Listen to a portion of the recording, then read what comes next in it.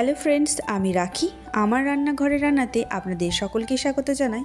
আজকে রান্না করেছি খুব সহজ পদ্ধতিতে চিকেন কষা। আর যারা চিকেন খেতে পছন্দ করেন তারা এরকম চিকেন কষা পেলে আর তো কোনো কথাই হবে না। আর এই চিকেন কষা আমি কিভাবে রান্না করেছি সেটাই আজকে আপনাদের সাথে শেয়ার করছি। প্রথম ধাপেই চিকেনটাকে ম্যারিনেট করে নেব, আর তার জন্য চিকেনটা ধুয়ে পরিষ্কার করে নিয়ে নিয়েছি। আর তার মধ্যে দিয়ে দিচ্ছি এক এক করে বাটা মশলাগুলো। আর তার মধ্যে রয়েছে 1 চামচের কম আদা বাটা, 1 চামচের কম রসুন বাটা, আর দেব কালারের জন্য কাশ্মীরি লঙ্কার গুঁড়ো, হলুদ গুঁড়ো, আর দেব নুন এবং একটা অর্ধেক পাতিলেবুর রস, আর দেব 2 চামচ টক দই। এই মশলাগুলো দিয়ে চিকেনটাকে খুব ভালোভাবে হাত দিয়ে ম্যারিনেট করে নেব। ম্যারিনেট করার সময় আদা এবং রসুনের পরিমাণটা 1 চামচের কম ব্যবহার করেছি, যেহেতু চিকেন কষানোর আগে তেলের মধ্যে কিছুটা আদা রসুন বাটা দিয়ে আমি মশলাটাকে কষিয়ে নেব, তাই এখানে একটু কম ব্যবহার করলাম। চিকেনটা হাত দিয়ে খুব ভালোভাবে মেখে নিয়েছি, আর এটাকে এবার আমি আধ ঘন্টা মতো ঢাকনা দিয়ে রেখে দেব। আধ ঘন্টা পর চিকেনটা রান্না করব। আধ ঘন্টা প্রায় হয়ে গেছে। এখন আমি কড়াইয়ে তেল গরম করতে বসিয়ে দিয়েছি। পুরো রান্নাটা আমি সর্ষের তেলের মধ্যে করছি, আপনারা চাইলে সাদা তেল ব্যবহার করতে পারেন, তবে সর্ষের তেলে রান্নার স্বাদটা বেশি হয়। এখানে ফোড়ন দিয়ে দিয়েছি, আর ফোড়নটার মধ্যে রয়েছে একটা শুকনো লঙ্কা, হাফ চামচ গোটা জিরে, আর গোটা গরম মশলা, আর তেজপাতা। ফোড়নটা কয়েক সেকেন্ড নাড়াচাড়া করে এর মধ্যে কুচি করে রাখা পেঁয়াজটা দিয়ে দেব। এখানে আমি 3টে মিডিয়াম সাইজের পেঁয়াজ কুচি করে ব্যবহার করছি। পেঁয়াজটা মোটামুটি ভাজা হয়ে এসেছে, এর থেকে বেশি আর ভাজবো না। এবার এই তেলের মধ্যে দিয়ে দেব হাফ চামচ রসুন বাটা, আর হাফ চামচ আদা বাটা, আর দেব বেটে রাখা শুকনো লঙ্কা।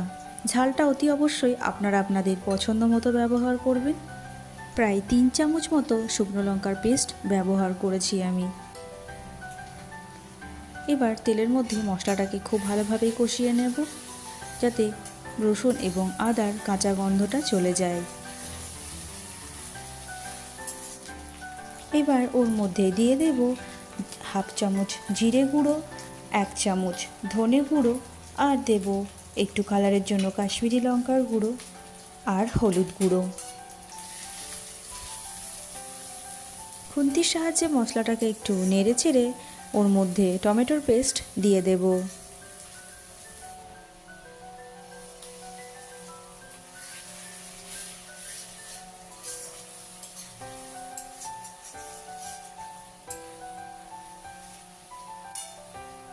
মশলাটার থেকে বেশ খুব সুন্দর গন্ধ বেরিয়ে এসেছে।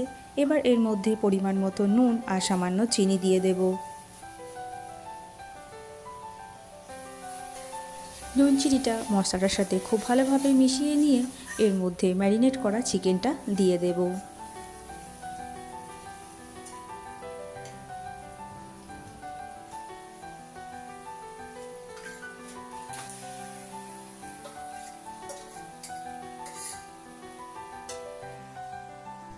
মশলাটার সাথে চিকেনটাকে খুব ভালোভাবে মিশিয়ে নেব, আর এইভাবে বেশ কিছুক্ষণ একটু খুন্তির সাহায্যে নেড়ে চেড়ে কষিয়ে নিতে হবে।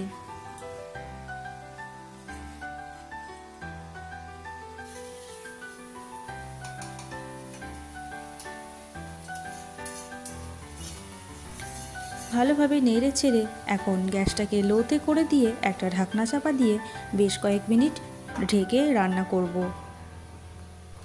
2 থেকে 3 মিনিট ঢাকনা চাপা দিয়ে রাখার পর এখন ঢাকনাটা খুলে নিচ্ছি। দেখুন চিকেনের থেকে বেশ কিছুটা জল ছেড়ে এসেছে। এইভাবে লো ফ্লেমে ঢাকনা দিয়ে রান্না করলে চিকেনে জল দেবার প্রয়োজনই হয় না। খুব সুন্দরভাবেই জল ছাড়া খুব সুন্দর চিকেন কষা রান্না করা হয়। এখন আবারও একবার ঢাকনা চাপা দিয়ে বেশ কিছুক্ষণ রান্না করব। প্রায় 10 মিনিট পর ঢাকনাটা আবার খুলে নিচ্ছি। দেখুন চিকেন থেকে প্রচুর পরিমাণে জল ছেড়ে এসেছে, আর এখানে চিকেনটা আমার খুব ভালোভাবে সিদ্ধও হয়ে গেছে।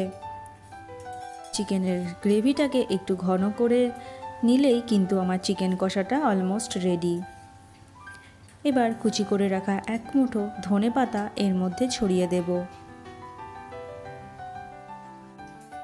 খুন্তির সাহায্যে খুব ভালোভাবে নেড়ে চেড়ে গ্যাসটা অফ করে দেব আর কিছুক্ষণ কড়াইয়ের মধ্যেই চিকেনটা রেখে দেব, যাতে বাকি যে গ্রেভিটা আছে আরও একটু শুকিয়ে যায়। তারপর একটা সার্ভিং বলে আমি তুলে নেব। ব্যাস, আমার চিকেন কষা রেডি। এই চিকেন কষা ভাতের সাথে তো রয়েছে, গরম গরম লুচি পরোটা কিংবা রুটির সাথেও কিন্তু অসাধারণ লাগে। আর আজকের এই জল ছাড়া চিকেন কষার রেসিপিটি আপনাদের কেমন লাগলো?